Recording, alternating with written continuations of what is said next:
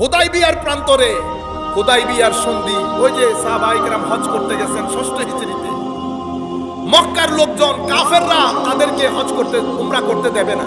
তারা বারবার মানুষ পাঠাচ্ছে, দেখো যাও মুসলমানরা কি করে, কি চায়, তাদের অবস্থান কি, এটা পরিষ্কার করো।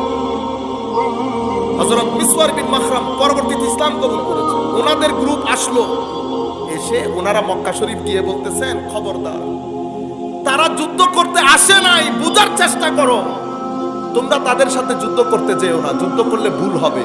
কেন? মুসলমানরা যুদ্ধের ময়দানে তাদের নবীকে তারা যেই পরিমাণ ইজ্জত সম্মান মহব্বত করে, যুদ্ধের ময়দানে তারা অস্ত্র কম আনলেও তাদের মহব্বত এবং জজবার সামনে তোমরা 2 সেকেন্ডও টিকতে পারবা না। 2 সেকেন্ডও টিকতে পারবা? ইতোপূর্বে বদরের যুদ্ধে তোমরা দেখেছো কি হয়েছে।